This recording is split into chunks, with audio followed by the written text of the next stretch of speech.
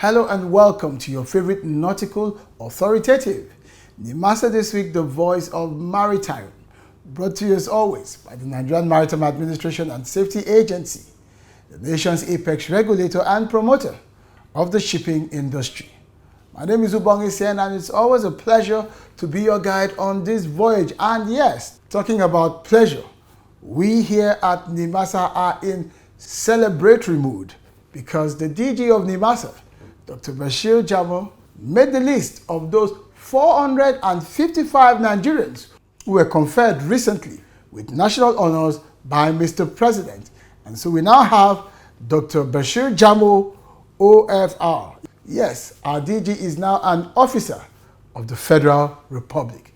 So on behalf of everyone here in NIMASA, we say, Dr. Jamo, kudos, thumbs up, congratulations on this milestone award.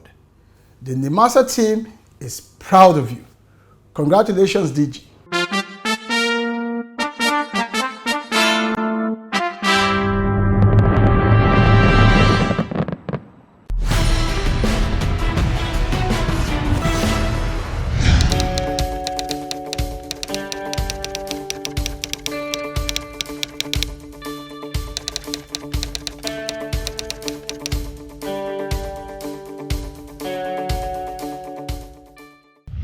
My name is Chief Dr. George Moralo. Senator Binta Masi Garba. Is Rollins McFoy, the President of Women in Maritime Nigeria. You are watching NIMASA This Week. You are watching NIMASA This Week. NIMASA This Week, the voice of maritime. The voice of maritime. The voice of the maritime industry. The voice of the maritime. NIMASA This Week, the voice of maritime, showing on these stations.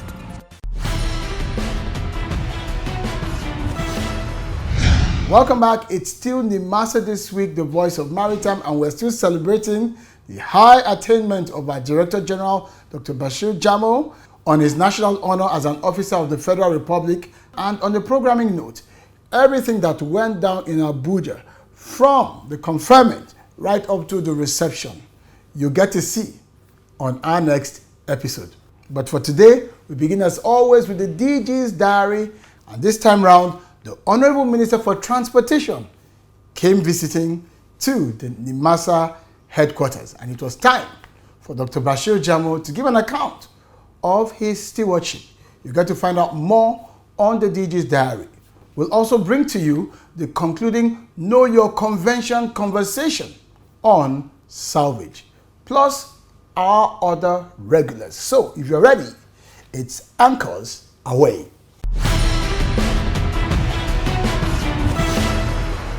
Our world-class Maritime Experience Center is now live, announcing Maritime Stakeholders Experience Contact Center, MSECC, where you'll get simple, fast, and tailored solutions to all your maritime challenges on maritime safety, maritime labor, marine pollution, search and rescue, cabotage issues, ship registration, training and certification, and other maritime-related issues.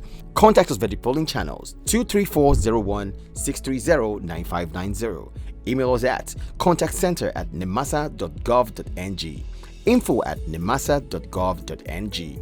Chat with us www.nimasa.gov.ng, and on Facebook at NIMASA Official.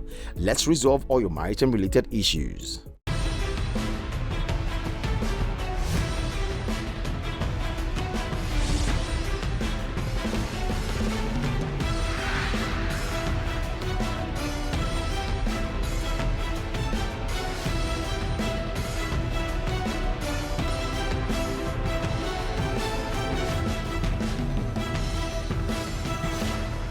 The Nigerian Maritime Administration and Safety Agency, NIMASA, under the leadership of Dr. Bashir Jamo, has continued to attract both local and international commendations for programs and initiatives geared towards sustainable maritime industry growth and development. Joining other maritime industry stakeholders in praising NIMASA for its capacity development strides was Nigeria's Minister of Transportation, Engineer Muazu Jaji Sambo. He noted that maritime capacity was pivotal to maritime industry growth, stating that the agency's drive were deliberate, visionary, and strategic, and with the enduring, realistic, and tangible results that would continue to have a positive impact on the Nigerian maritime sector and the country's diversification agenda. The minister, in the company of his Minister of State, Prince Ademola Adegoroye, and the permanent secretary of the ministry, Mrs. Magdalene Ajani, stated this while on a working visit to NIMASA's headquarters, stressing that against all odds, the agency has remained focused in the delivery of its mandate, evidenced in the current positive image of the agency against what was obtainable 10 years ago. Even as an outsider, I must acknowledge the fact that NIMASA of today has come a long way from the NIMASA that I knew 10 years ago. And so I would like to commend you and your management team and your staff, because success is dependent upon teamwork. No one person can claim success. And so I commend your entire team, and I wish you the best of luck as you journey towards making NIMASA the best regulatory agency on the African continent. On the Cabotage Vessel Financing Fund, CVFF, the minister reiterated the commitment of his ministry to work with the agency and all the stakeholders in the industry in ensuring the CVFF is disbursed to deserving Nigerians, adding that it will further boost shipping activities in the country's maritime sector. Speaking further, the minister averred that the Cabotage Fund was envisioned to address the shortage of indigenous participation, and as such, his administration was committed to ensuring that all necessary ideals were observed in disbursing the funds. I am very concerned about Nigerians owning their vessels. My team and your team, yourself and the executive directors, when others excuse us, is to actually discuss this CVFF and see how we can get it disbursed to deserving Nigerians. I tell you one thing, if you disburse these funds to qualified Nigerians, it will remain a legacy in your administration. The president will take credit for it. You will take credit for it. The Minister of Transportation will take credit for it. So it's a win-win-win for everybody. The minister called for closer coordination and synergy between NIMASA and other parastatals under the supervision of his ministry, as well as the State Security Service, Nigerian Navy, and members of the Nigerian Armed Forces towards ensuring a cohesive and indomitable maritime security force that would ensure effective and successful implementation of the Deep Blue project. In his remarks, the Director General of NIMASA, Dr. Bashir Jamo, thanks the minister for his dynamic leadership in steering the affairs of the ministry.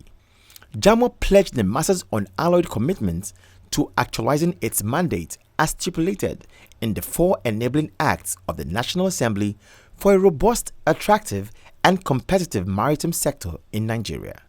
The DG used the opportunity to intimate the minister of some of the activities embarked upon by the agency to ensure the achievement and realization of a robust maritime sector, including securing approval for fiscal and monetary incentives for ship owners to purchase brand new vessels at zero duty and assisting them to get foreign exchange at the CBN rate. On the issue of ship ownership, apart from what we are trying to do, Honorable Minister, to see the disbursement of the CBFF.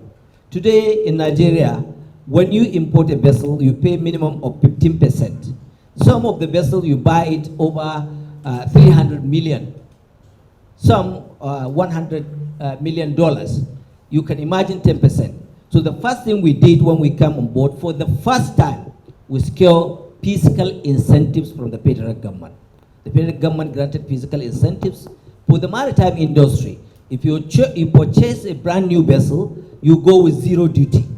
If you purchase 1 year, 2 years, you go with 0.1 or 1%, like that, so that we can eliminate all ships in our own territorial waters. The second step we took was to fight with the central bank to ensure that we get monetary value, monetary incentive. The monetary incentive has to do, if you want to import spare parts, you can be able to get your own foreign exchange at the prevailing market price.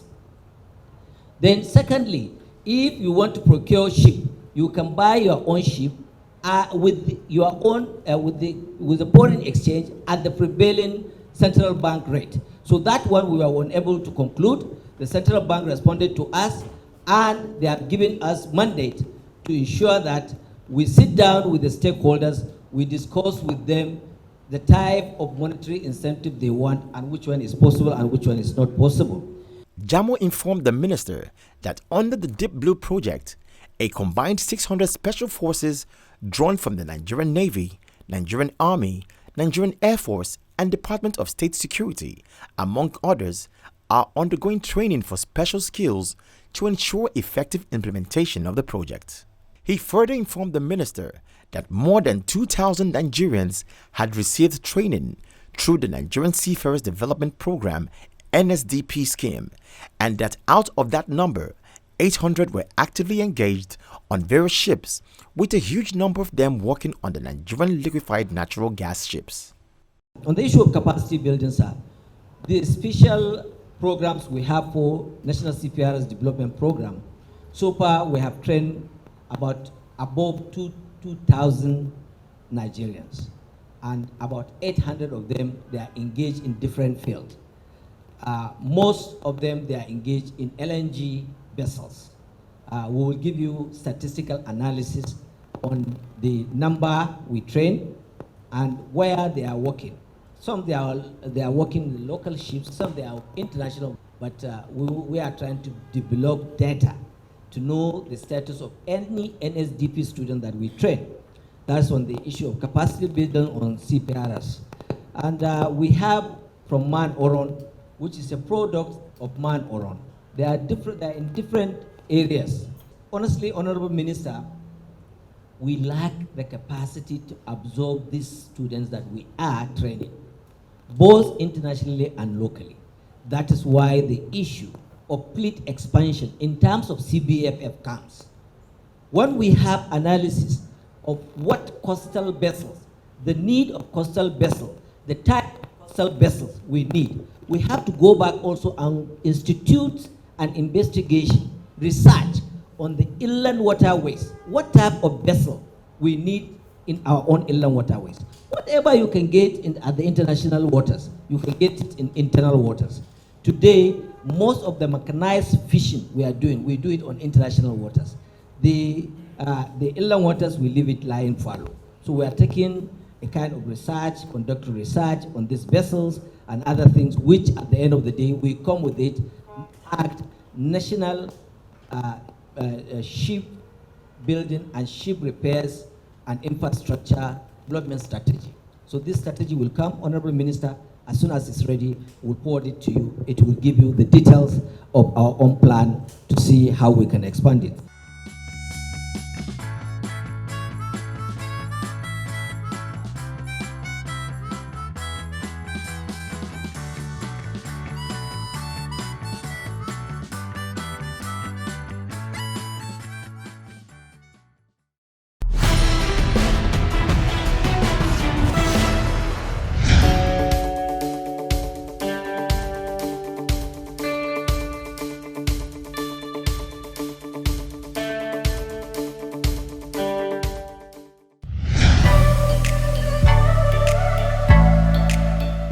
The Nigerian Maritime Administration and Safety Agency, NIMASA, has been presented with the Best Special Day Award at the 17th Abuja International Trade Fair, organized by the Abuja Chamber of Commerce and Industry. According to the organizers, the award was in recognition of the achievements of the Bashiru Jamo-led administration in the maritime industry and the contribution of the agency to the diversification agenda of President Muhammadu Buhari-led government. Speaking during the award presentation, the organizers of the event described the Deep Blue project as a great milestone that will guarantee the safety of not just the Nigerian maritime domain, but the entire Gulf of Guinea for safe shipping facilitation. They stressed the considerable contributions of the maritime as the backbone of international trade, noting that NIMASA was adjudged qualified for this award due to its constructive vision in building and growing maritime capacity, believed to be the sine qua non of the industry's success. While receiving the award, the DG, who was represented by the coordinator of the Abuja Zonal Office, Mr. Zalani Atta, stated that the agency would continue to engage and educate the public on the concept of blue economy, sustainable use of the seas and oceans, and the resources, as well as the potential inherent in the maritime industry for economic development. We are here to witness the NIMASA and the ongoing 17th Abuja International Trade Fair. We are here to showcase what we do and to make sure the public are sensitized or aware of what we are doing as an agency. Basically, we came here to enlighten them and see if we can partner with us to do whatever they think they can do in the nation maritime trade and industry. Jamo also explained NIMASA's role as a parastatal of government, noting that the agency would continue to align its mandate with the 4 pillars of the International Maritime Organization, IMO, which are encapsulated in the International Convention for Safety of Life at Sea, International Convention for the Prevention of Pollution from Ships, International Convention on Standards of Training, Certification, and Watchkeeping for Seafarers, as well as Maritime Labour Convention to regulate the Nigerian maritime environment to guarantee safe shipping. He noted that the maritime sector is critical to the nation's economy as it accounts for the movement of about 90% of world trade by volume.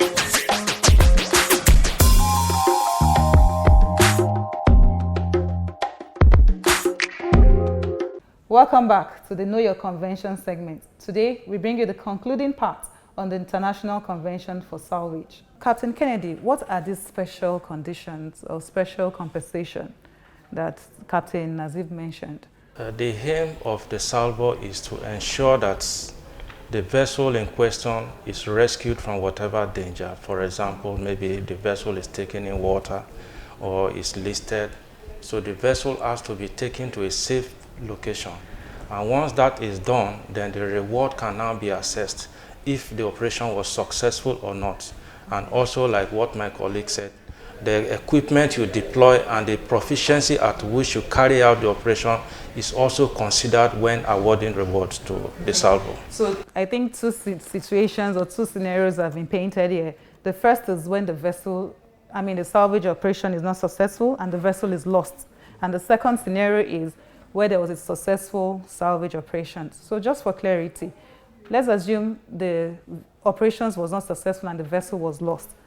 There's still a special compensation based on skill and what you've mentioned. Yeah, Article 13 of the Convention addressed that situation where there was a total loss, because even if there is a total loss, the salvo must have expend some resources in carrying out that operation. So that has to be assessed when giving him reward. Captain Nazif, during the salvage operations, do we have NIMASA on ground for monitoring or something? What does NIMASA do during the salvage operations? During the salvage operation, we monitor. We have RMAC, where we have a coverage of our coast, so we can see the coast from the MRCC. So, and even with that, we monitor to ensure that that salvage operation is done perfectly. Otherwise, penalties will be imposed on the salvo. Oh, okay. So just out of curiosity, what happens if the ship owner doesn't pay the salvor? Is there anything? He takes lien of the ship. Okay. Once he salvages the ship, the property becomes his until he's given his reward. Then he can release it to the owner. Oh, interesting. Okay, so what are your final words on this International Convention for Salvage, Mr. Captain Kennedy? The International Convention for Salvage, 1989, has modified the previous one that was held in Brussels in 1910, because now the purpose is to encourage salvors so that when you carry out salvage operations, you will be compensated, you will be rewarded. So it's a way of encouraging vessels to render assistance whenever they are called upon. So it is very, very key for everyone to know this, so that whatever salvage operations you are carrying out, you are not carrying it out for vain. There's always a reward. There's a reward coming based on the previous principle of when there's nothing, when the salvage operations are not successful, you don't get any payment. So it's just to encourage salvors. You mentioned vessels now, to encourage vessels. Aside a professional salvor, is it possible that a regular vessel also plying the same or sailing the same route can help render assistance to a vessel in distress? Yeah, when a vessel is in distress, every other vessel within that vicinity that can render assistance is obligated to render that assistance. So can they claim salvage expenses or something too? Yeah. Captain Aziz, do you want to answer to that? Yeah, he's answering it anyway, but you can, any ship, you can be at sea and there's a tugboat close to you and you're sinking or something and it can tow you. All you need to do is to give you the Lloyd's open form for you to sign for him, that you have agreed with the terms and conditions of these salvage operations. So once he signs it, then you engage. Okay. Captain Kennedy, can you just tell us the essence or the significance of this salvage convention?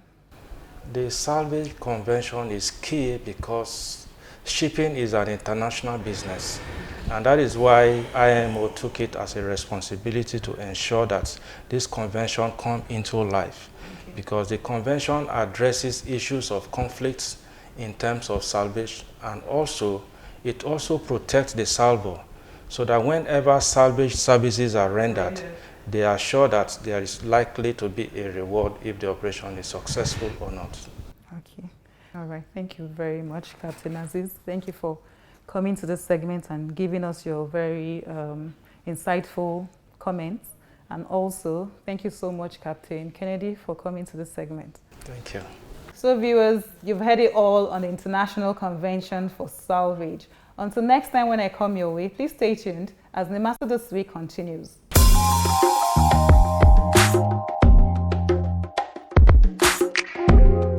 Our world-class Maritime Experience Center is now live, announcing Maritime Stakeholders Experience Contact Center, MSECC, where you'll get simple, fast, and tailored solutions to all your maritime challenges on maritime safety, maritime labor, marine pollution, search and rescue, cabotage issues, ship registration, training and certification, and any other maritime-related issues.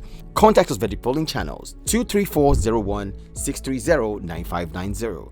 Email us at contactcenter@nimasa.gov.ng, info@nimasa.gov.ng. Chat with us www.nimasa.gov.ng and on Facebook at NIMASA Official. Let's resolve all your maritime related issues.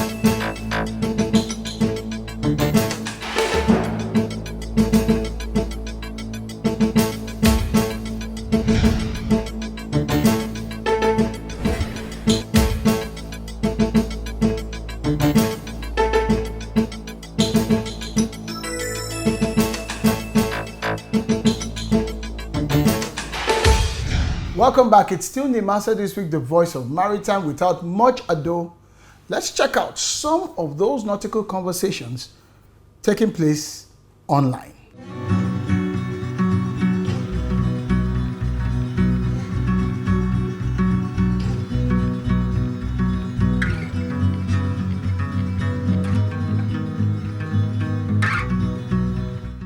so you can continue the conversation with the DG as well as at NIMASA Official. All handles are displayed on your screen. However, when it comes to doing business in the Nigerian maritime environment, remember that because maritime is heavily regulated, there are rules, there are regulations, and it is incumbent on every operator, every player, every stakeholder to remember these rules in order to play by them. And that's why we always say to you, make the NIMASA official website, currently showing on your screen, your first port of call.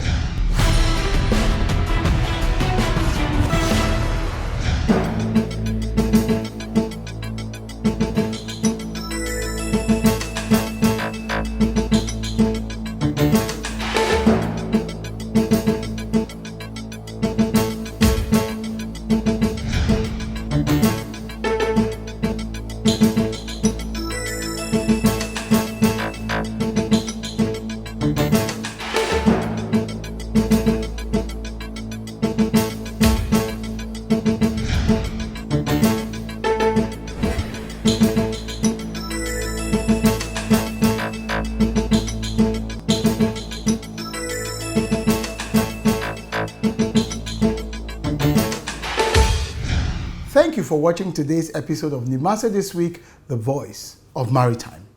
A great sailor once said, "It is not the towering sail, but the unseen wind that moves the sail." That, my friend, is most true. So, till I see you next time, my name remains Ubong Isien, and as always, I'm asking you to stay on course. Bye-bye.